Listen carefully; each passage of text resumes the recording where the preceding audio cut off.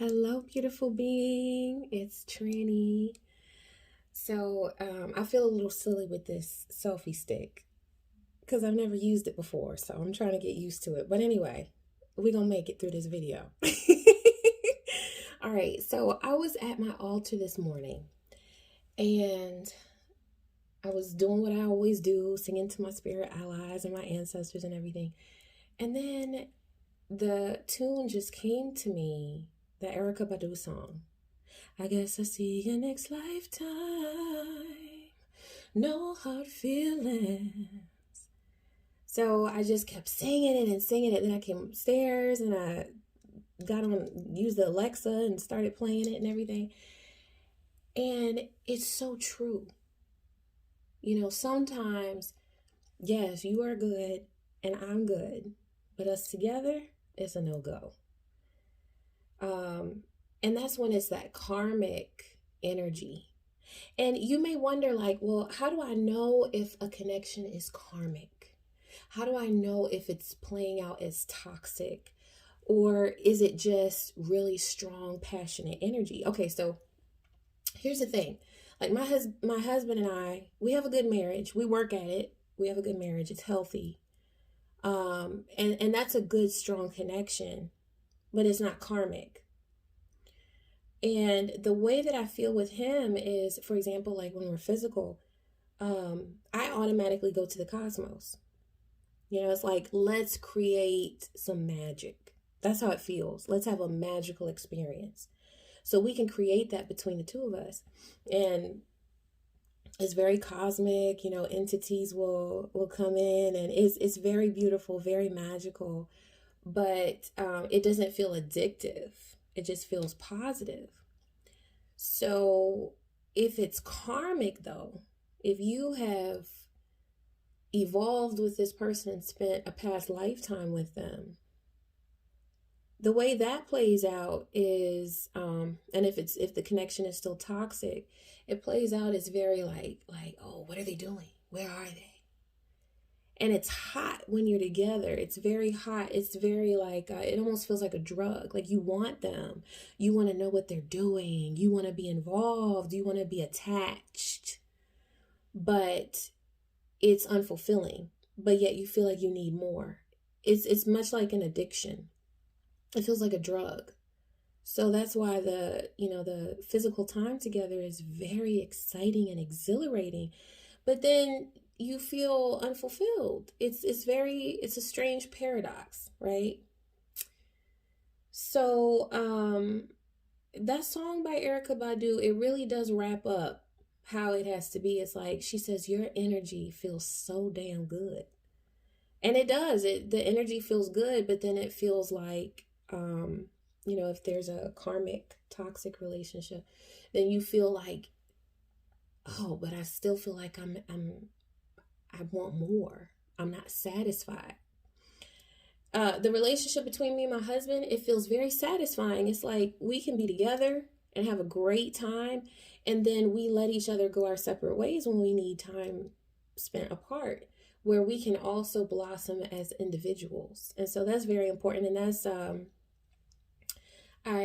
in my vows, my wedding vows, I included a part of Khalil Gibran's poem, one of his poems, where he talks about the need to allow both people in the relationship to feel like they can blossom and they can be themselves. They are beautiful in their own individual way. And then you come together and it's just amazing, right? But that doesn't happen in a toxic karmic relationship. So sometimes you just have to be okay with saying, you know what? You feel really good to me. Almost addictive, but I'm better by myself because we're not meant to be in a relationship together at this point in time.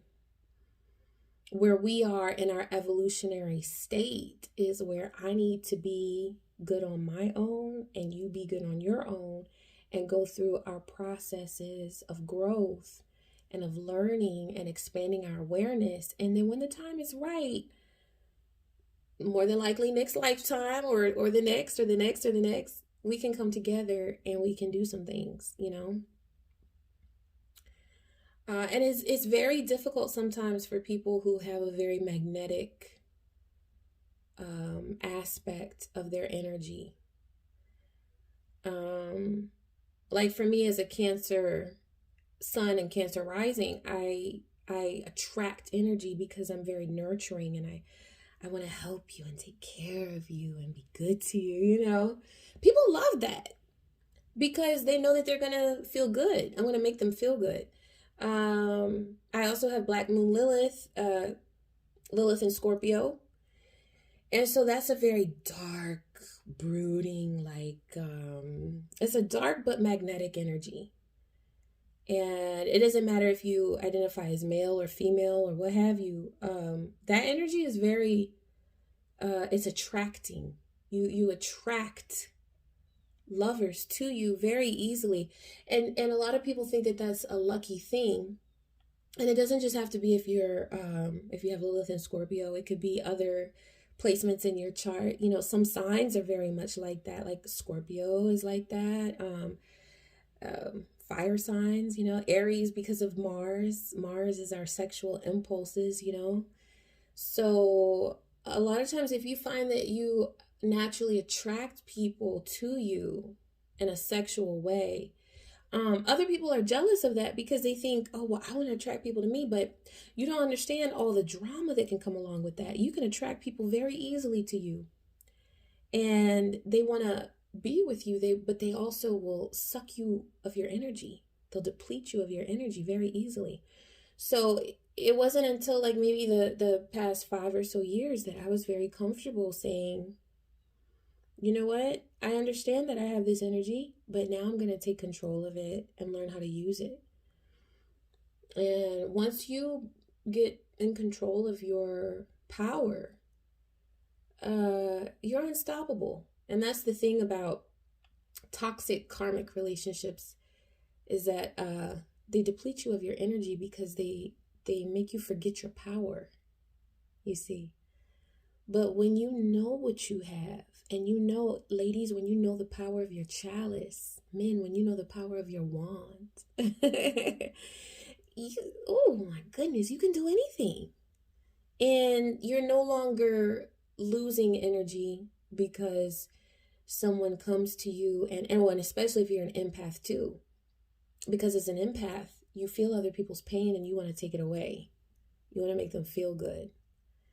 So you're making someone feel good at the expense of your state of being and your state of mind. And we don't need that. You know, we need to be empowered, right? Now, if you find yourself in one of these toxic or karmic relationship situations, and Mercury retrograde is coming at the end of September, so we got to be aware of that. You know, them old connections going to be popping up. You know, they're going to be popping up out of the woodwork, and they want you. They want your energy. They want what you have. But of course, that's a time of reflection. It's a time of introspection and of healing. So, but if you find yourself making a connection with someone that's, you know, it's toxic, it's karmic, it feels addictive, all you have to do is, you know, the first time you get over one of those situations, it's hard as hell. It's very difficult. It takes a lot of energy. But once you've done it, once you've been through it, you will always be in control of your energy. You will never allow someone to suck you dry, because you've realized your power and you now recognize the signs of someone who is just draining you of your energy. And I can do that. I can just look at a person's image. You know, I've come into contact with people online that I know that we've had past life connections. And sometimes it's karmic in nature. And I can tell just from their little image, I can feel the connection. But it's easy now. You know, it's still a little bit of a challenge, you know, where you have to at least put your foot down and say, no, this is the route I'm taking, not that one. But you can do it. If you've been through the hard work and the personal evolution that you have to go through in order to get your power back, you can do it with ease in the future. So it's just a matter of saying, I'm taking my power back. I'm keeping my power. And you're not going to railroad me into doing anything that I don't want to do. And that's that. So it gets easier and easier. But anyway, I just wanted to say that, and I might put this on YouTube and Instagram. So on Instagram, I'm going to put a list of songs that I use because it was that song, that Erykah Badu song, that sort of took me to all of this, led me to all of this. But I'm going to put a couple of songs that I recommend that you listen to if you are struggling with saying no to someone, to a karmic partner. Very inspiring, and the energy, the frequency of those songs, it really does help you to get you in a state of mind of strength. And we got to be cognizant of what we listen to, because some of these songs, like that song, I don't want to be your ex, we were too good at being friends. You know, that's when you listen to that over and over and you missing somebody that you don't want to be missing, like, please don't do that to yourself. Please don't do that. It's a great song, but if you're struggling, don't listen to that one. You know, come back to it later when you're feeling stronger and more empowered. We have to be very careful of the words we listen to and the messages that we're constantly receiving or meditating on or whatever, because they'll drive us sometimes if we let them. So take good care of yourself. Listen to uplifting things and focus on being strong and empowered. And you can do anything that you choose to. You can say no to anyone that you need to